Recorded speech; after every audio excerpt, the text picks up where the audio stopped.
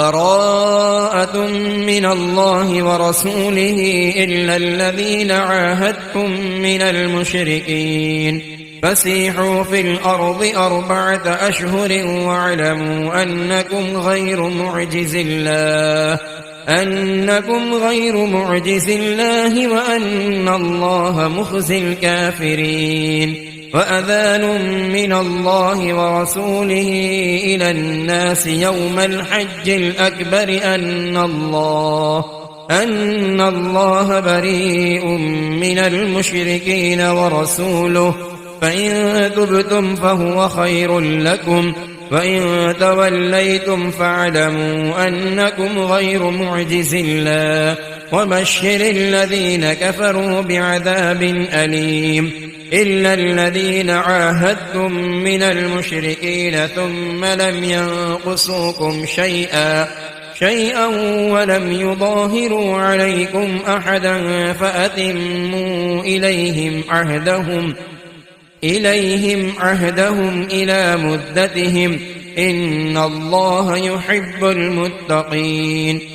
فإذا انسلخ الأشهر الحرم فاقتلوا المشركين حيث وجدتموهم وخذوهم واحصروهم واقعدوا لهم كل مرصد فإن تابوا وأقاموا الصلاة وآتوا الزكاة فخلوا سبيلهم إن الله غفور رحيم. وإن أحد من المشركين استجارك فأجره حتى يسمع كلام الله ثم أبلغه مأمنه ذلك بأنهم قوم لا يعلمون. كيف يكون للمشركين عهد عند الله وعند رسوله إلا الذين عاهدتم عند المسجد الحرام فما استقاموا لكم فاستقيموا لهم إن الله يحب المتقين. كيف وإن يظهروا عليكم لا يرقبوا فيكم إلا ولا ذمة يرضونكم بأفواههم وتأبى قلوبهم وأكثرهم فاسقون. اشتروا بآيات الله ثمنا قليلا فصدوا عن سبيله إنهم ساء ما كانوا يعملون. لا يرقبون في مؤمن إلا ولا ذمة وأولئك هم المعتدون. فإن تابوا وأقاموا الصلاة وآتوا الزكاة فإخوانكم في الدين ونفصل الآيات لقوم يعلمون. وإن نكثوا أيمانهم من بعد عهدهم وطعنوا في دينكم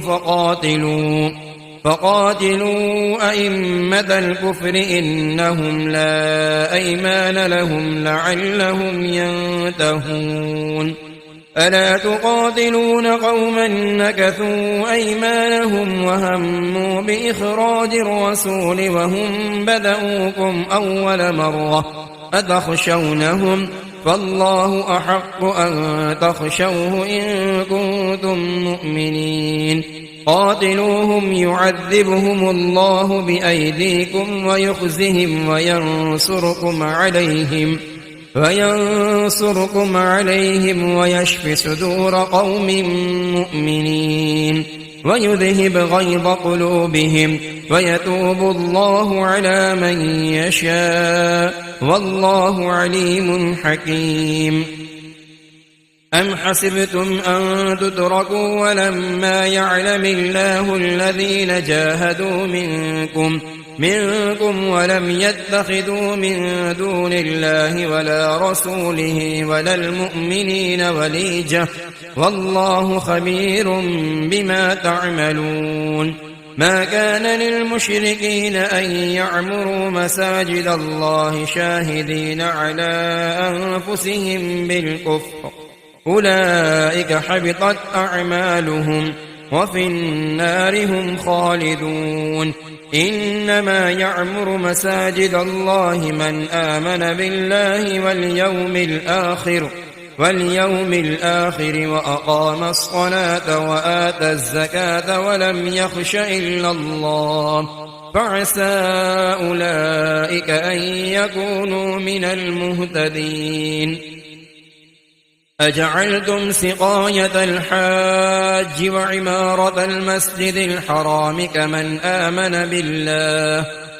آمن بالله واليوم الآخر وجاهد في سبيل الله لا يستوون عند الله والله لا يهدي القوم الظالمين. الذين آمنوا وهاجروا وجاهدوا في سبيل الله بأموالهم وأنفسهم أعظم درجة عند الله وأولئك هم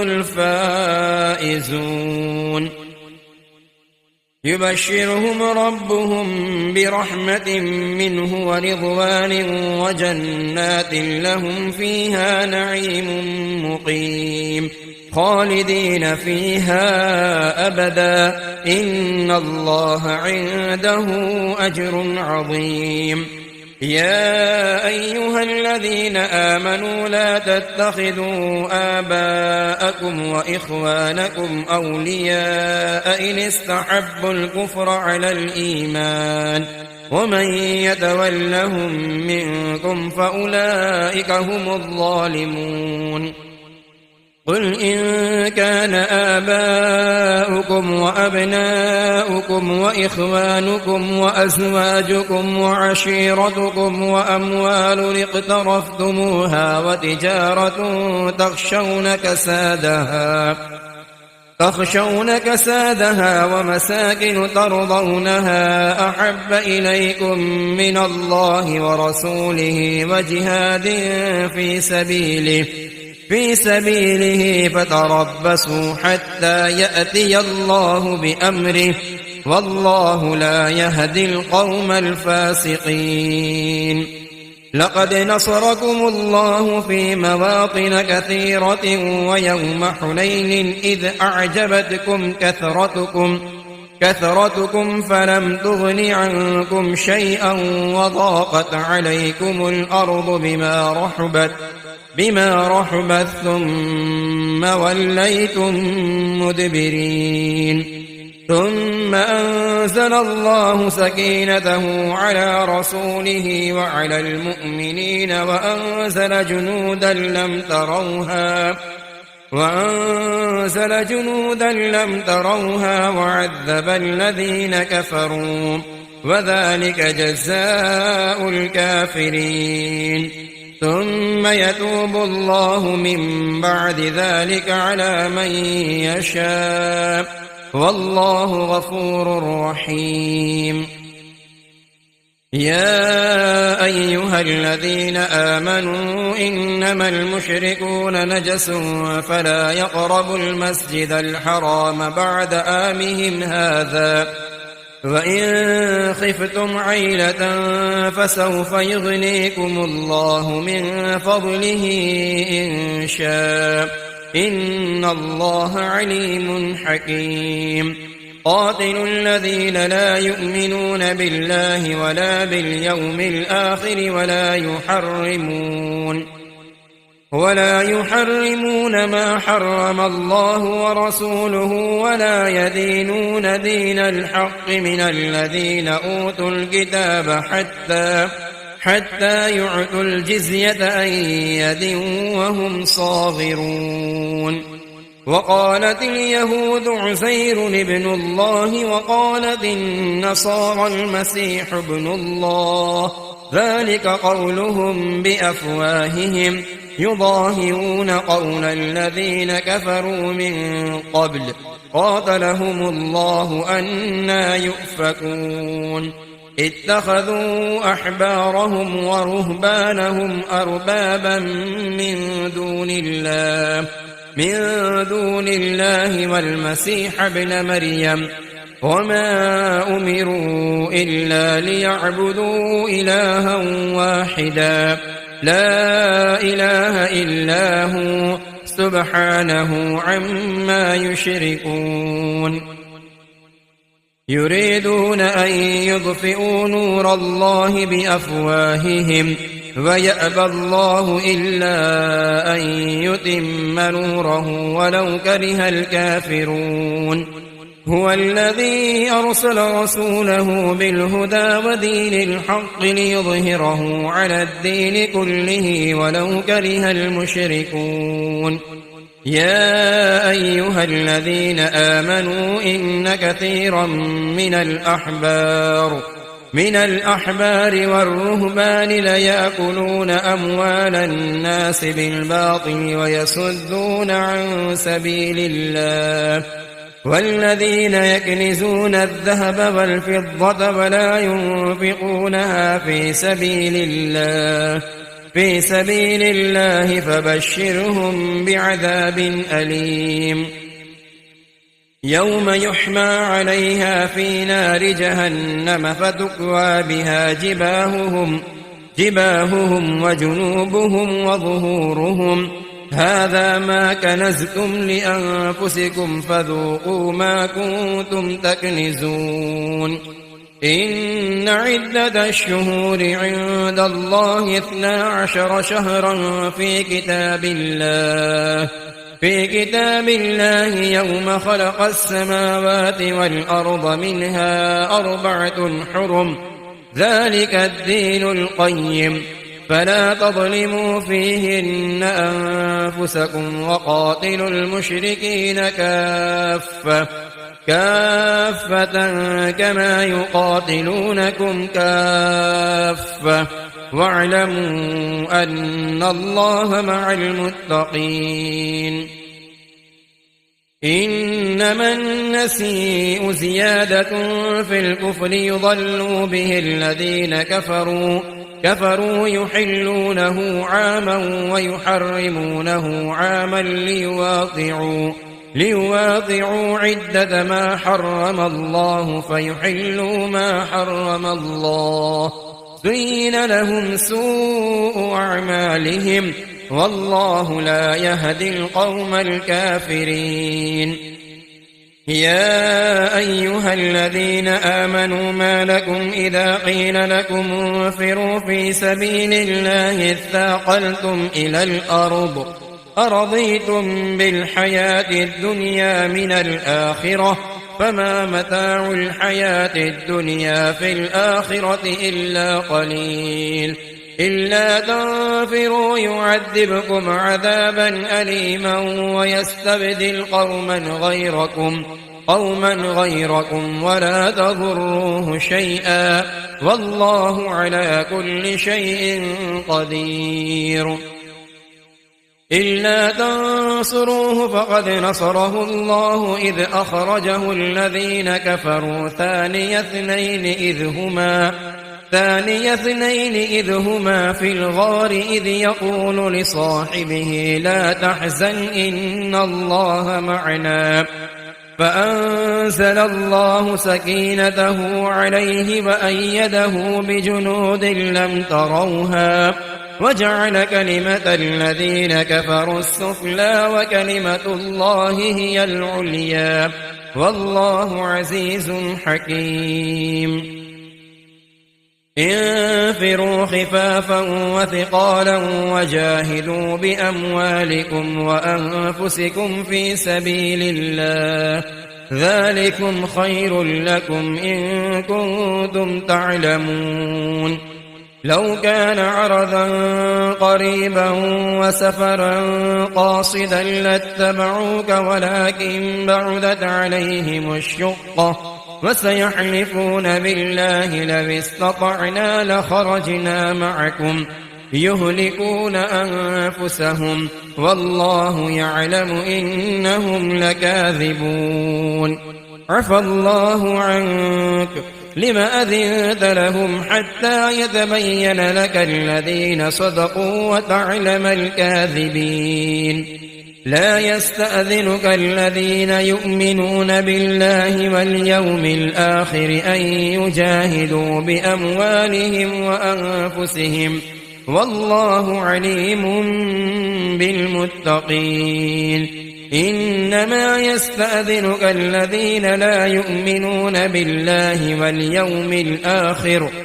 واليوم الآخر وارتابت قلوبهم فهم في ريبهم يترددون ولو أرادوا الخروج لأعدوا له عدة ولكن كره الله بعاثهم فثبطهم وقيل اقعدوا مع القاعدين لو خرجوا فيكم ما زادوكم إلا خبالا ولأوضعوا خلالكم يبغونكم الفتنة وفيكم سماعون لهم والله عليم بالظالمين لقد ابتغوا الفتنة من قبل وقلبوا لك الأمور حتى جاء الحق وظهر أمر الله وهم كارهون ومنهم من يقول ذل لي ولا تفتني ألا في الفتنة سقطوا وإن جهنم لمحيطة بالكافرين إن تصبك حسنة تسؤهم وإن تصبك مصيبة يقولوا قد أخذنا أمرنا من قبل ويتولوا وهم فرحون قل لن يصيبنا إلا ما كتب الله لنا هو مولانا وعلى الله فليتوكل المؤمنون قل هل تربصون بنا إلا إحدى الحسنيين ونحن نتربص بكم أن يصيبكم الله بعذاب من عنده أو بأيدينا فتربصوا إنا معكم متربصون قل أنفقوا طوعا أو كرها لن يتقبل منكم إنكم كنتم قوما فاسقين وما منعهم أن تقبل منهم نفقاتهم إلا أنهم كفروا بالله وبرسوله ولا يأتون الصلاة إلا وهم كسالى ولا ينفقون إلا وهم كارهون فلا تعجبك أموالهم ولا أولادهم إنما يريد الله ليعذبهم بها في الحياة الدنيا وتزهق أنفسهم وهم كافرون ويحلفون بالله إنهم لمنكم وما هم منكم ولكنهم قوم يفرقون لو يجدون ملجأ أو مغارات أو مدخلا لولوا إليه وهم يجمحون ومنهم من يلمسك في الصدقات فإن أعطوا منها رضوا وإن لم يعطوا منها إذا هم يسخطون ولو أنهم رضوا ما آتاهم الله ورسوله وقالوا حسبنا الله سيؤتينا الله من فضله ورسوله إنا إلى الله راغبون إنما الصدقات للفقراء والمساكين والعاملين عليها والمؤلفة قلوبهم وفي الرقاب والغارمين وفي سبيل الله وابن السبيل فريضة من الله والله عليم حكيم ومنهم الذين يؤذون النبي ويقولون هو أذن قل أذن خير لكم يؤمن بالله ويؤمن للمؤمنين ورحمة للذين آمنوا منكم والذين يؤذون رسول الله لهم عذاب أليم يحلفون بالله لكم ليرضوكم والله ورسوله أحق أن يرضوه إن كانوا مؤمنين ألم يعلموا أنه من يحادد الله ورسوله فأن له نار جهنم خالدين فيها ذلك الخزي العظيم يحذر المنافقون أن تنزل عليهم سورة تنبئهم بما في قلوبهم قل استهزئوا إن الله مخرج ما تحذرون ولئن سألتهم ليقولن إنما كنا نخوض ونلعب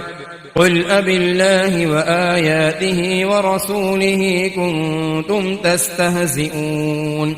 لا تعتذروا قد كفرتم بعد إيمانكم إن نعف عن طائفة منكم نعذب طائفة بأنهم كانوا مجرمين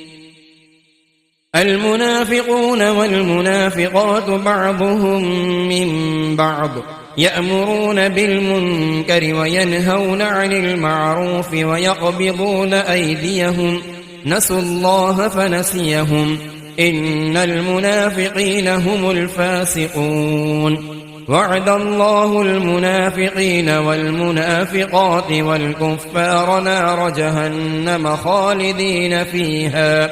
هي حسبهم ولعنهم الله ولهم عذاب مقيم كالذين من قبلكم كانوا أشد منكم قوة وأكثر أموالا وأولادا فاستمتعوا بخلاقهم فاستمتعتم بخلاقكم كما استمتع الذين من قبلكم بخلاقهم وخذتم كالذي خاضوا أولئك حبطت أعمالهم في الدنيا والآخرة وأولئك هم الخاسرون ألم يأتهم نبأ الذين من قبلهم قوم نوح وعاد وثمود وقوم إبراهيم وأصحاب مدين والمؤتفكات أتتهم رسلهم بالبينات فما كان الله ليظلمهم ولكن كانوا أنفسهم يظلمون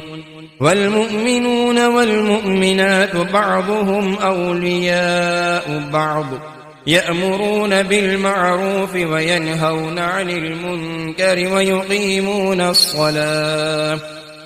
ويقيمون الصلاة ويؤتون الزكاة ويطيعون الله ورسوله أولئك سيرحمهم الله إن الله عزيز حكيم وعد الله المؤمنين والمؤمنات جنات تجري من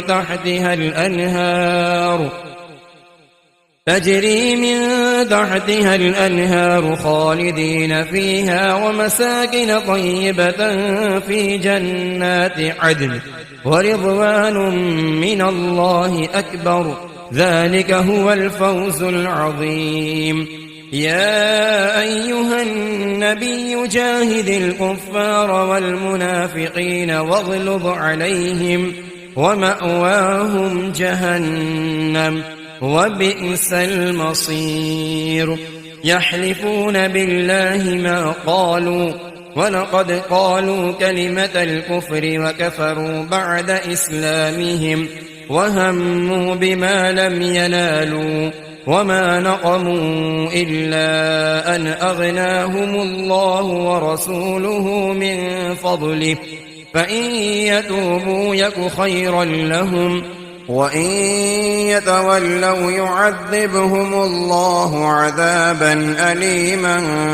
في الدنيا والآخرة وما لهم في الأرض من ولي ولا نصير ومنهم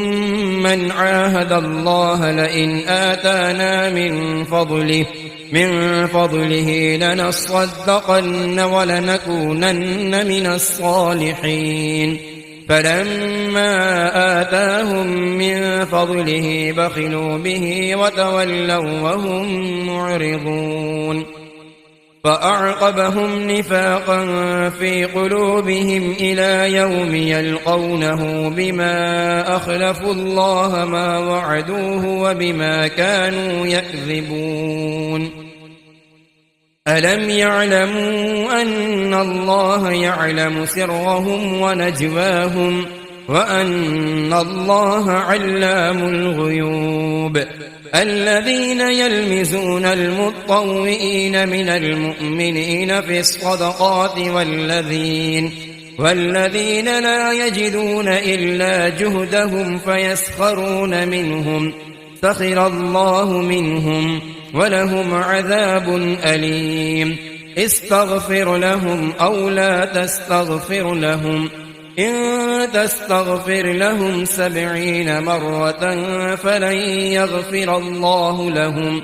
ذلك بأنهم كفروا بالله ورسوله والله لا يهدي القوم الفاسقين فرح المخلفون بمقعدهم خلاف رسول الله وكرهوا أن يجاهدوا بأموالهم وأنفسهم في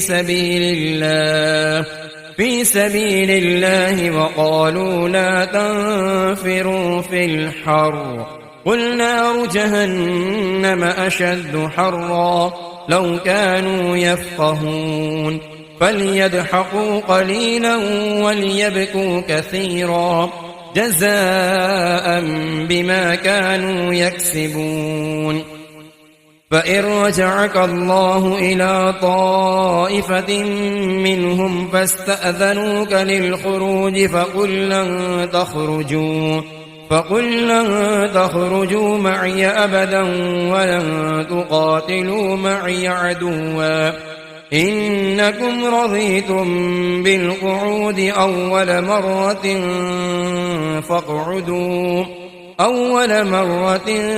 فاقعدوا مع الخالفين ولا تصل على أحد منهم مات أبدا ولا تقم على قبره إنهم كفروا بالله ورسوله وماتوا وهم فاسقون ولا تعجبك أموالهم وأولادهم إنما يريد الله أن يعذبهم بها في الدنيا وتزهق أنفسهم وهم كافرون وإذا أنزلت سورة أن آمنوا بالله وجاهدوا مع رسوله استأذنك أولو الطول منهم وقالوا ذرنا نكن مع القاعدين رضوا بأن يكونوا مع الخوالف وطبع على قلوبهم فهم لا يفقهون لكن الرسول والذين آمنوا معه جاهدوا بأموالهم وأنفسهم وأولئك لهم الخيرات وأولئك هم المفلحون أعد الله لهم جنات تجري من تحتها الأنهار خالدين فيها ذلك الفوز العظيم وجاء المعذرون من الأعراب ليؤذن لهم وقعد الذين كذبوا الله ورسوله فيصيب الذين كفروا منهم عذاب أليم ليس على الضعفاء ولا على المرضى ولا على الذين لا يجدون ما ينفقون حرج إذا نصحوا لله ورسوله ما على المحسنين من سبيل والله غفور رحيم ولا على الذين إذا ما أتوك لتحملهم قلت لا أجد ما أحملكم عليه فولوا وأعينهم تفيض من الدمع حزنا ألا يجدوا ما ينفقون إنما السبيل على الذين يستأذنونك وهم أغنياء رضوا بأن يكونوا مع الخوالف وطبع الله على قلوبهم فهم لا يعلمون. نبأنا الله من أخباركم وسيرى الله عملكم ورسوله ثم تردون إلى عالم الغيب والشهادة فينبئكم بما كنتم تعملون. سيحلفون بالله لكم إذا انقلبتم إليهم لتعرضوا عنهم فأعرضوا عنهم إنهم رجس ومأواهم جهنم جزاء بما كانوا يكسبون. يحلفون لكم لترضوا عنهم فإن ترضوا عنهم فإن الله لا يرضى عن القوم الفاسقين. الأعراب أشد كفرا ونفاقا وأجدر ألا يعلم حدود ما أنزل الله على رسوله والله عليم حكيم. ومن الأعراب من يتخذ ما ينفق مغرما ويتربص بكم الدوائر عليهم دائرة السوء والله سميع عليم. ومن الأعراب من يؤمن بالله واليوم الآخر ويتخذ ما ينفق قربات عند الله وصلوات الرسول ألا إنها قربة لهم سيدخلهم الله في رحمته إن الله غفور رحيم. والسابقون الأولون من المهاجرين والأنصار والذين اتبعوهم بإحسان رضي الله عنهم ورضوا عنه وأعد لهم جنات تجري تحتها الأنهار خالدين فيها أبدا ذلك الفوز العظيم. وممن حولكم من الأعراب منافقون ومن أهل المدينة مردوا على النفاق لا تعلمهم نحن نعلمهم سنعذبهم مرتين ثم يردون إلى عذاب عظيم. وآخرون اعترفوا بذنوبهم خلطوا عملا صالحا وآخر سيئا عسى الله أن يتوب عليهم إن الله غفور رحيم. خذ من أموالهم صدقة تطهرهم وتزكيهم بها وصل عليهم إن صلاتك سكن لهم والله سميع عليم. ألم يعلموا أن الله هو يقبل التوبة عن عباده ويأخذ الصدقات وأن الله هو التواب الرحيم. وقل اعملوا فسيرى الله عملكم ورسوله والمؤمنون وستردون إلى عالم الغيب والشهادة فينبئكم بما كنتم تعملون.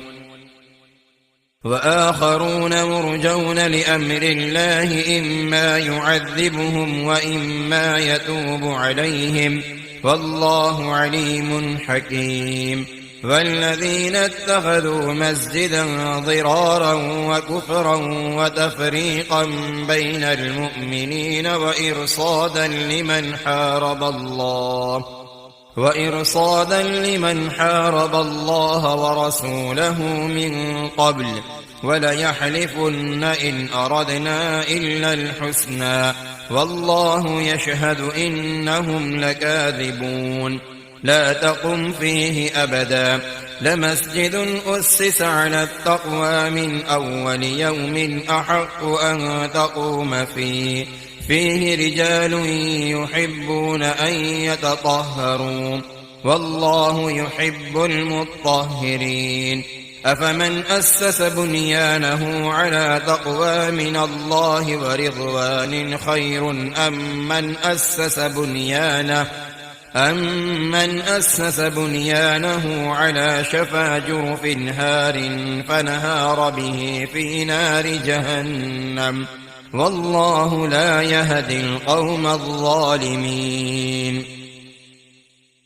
لا يزال بنيانهم الذي بنوا ريبة في قلوبهم إلا أن تقطع قلوبهم والله عليم حكيم إن الله اشترى من المؤمنين أنفسهم وأموالهم بأن لهم الجنة يقاتلون في سبيل الله فيقتلون ويقتلون وعدا عليه حقا في التوراة والإنجيل والقرآن ومن أوفى بعهده من الله فاستبشروا ببيعكم الذي بايعتم به وذلك هو الفوز العظيم التائبون العابدون الحامدون السائحون الراكعون الساجدون الآمرون بالمعروف والناهون عن المنكر والحافظون لحدود الله وبشر المؤمنين ما كان للنبي والذين آمنوا أن يستغفروا للمشركين ولو كانوا أولي قربى من بعد ما تبين لهم أنهم أصحاب الجحيم وما كان استغفار إبراهيم لأبيه إلا عن موعدة وعدها إياه فلما تبين له أنه عدو لله تبرأ منه إن إبراهيم لأواه حليم وما كان الله ليضل قوما بعد إذ هداهم حتى يبين لهم ما يتقون إن الله بكل شيء عليم إن الله له ملك السماوات والأرض يحيي ويميت وما لكم من دون الله من ولي ولا نصير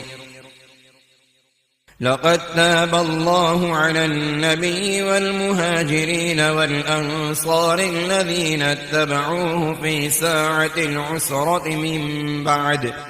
من بعد ما كاد يزيغ قلوب فريق منهم ثم تاب عليهم إنه بهم رءوف رحيم وعلى الثلاثة الذين خلفوا حتى إذا ضاقت عليهم الأرض بما رحبت وضاقت عليهم أنفسهم وظنوا أن لا ملجأ من الله إلا إليه ثم تاب عليهم ليتوبوا إن الله هو التواب الرحيم يا أيها الذين آمنوا اتقوا الله وكونوا مع الصادقين ما كان لأهل المدينة ومن حولهم من الأعراب أن يتخلفوا عن رسول الله ولا يرغبوا بأنفسهم عن نفسه ذلك بأنهم لا يصيبهم ظمأ ولا نصب ولا مخمسة في سبيل الله ولا يطؤون موطئا يغيظ الكفار ولا ينالون من عدو نيلا إلا كتب لهم به عمل صالح إن الله لا يضيع أجر المحسنين. ولا ينفقون نفقة صغيرة ولا كبيرة ولا يقطعون واديا إلا كتب لهم ليجزيهم الله أحسن ما كانوا يعملون. وما كان المؤمنون لينفروا كافة فلولا نفر من كل فرقة منهم طائفة ليتفقهوا في الدين ولينذروا قومهم إذا رجعوا إليهم لعلهم يحذرون. يا أيها الذين آمنوا قاتلوا الذين يلونكم من الكفار وليجدوا فيكم غلظة واعلموا أن الله مع المتقين. وإذا ما أنزلت سورة فمنهم من يقول أيكم زادته هذه إيمانا فأما الذين آمنوا فزادتهم إيمانا وهم يستبشرون. وأما الذين في قلوبهم مرض فزادتهم رجسا إلى رجسهم وماتوا وهم كافرون. أولا يرون أنهم يفتنون في كل عام مرة أو مرتين ثم لا يتوبون ولا هم يذكرون. وإذا ما أنزلت سورة نظر بعضهم إلى بعض هل يراكم من أحد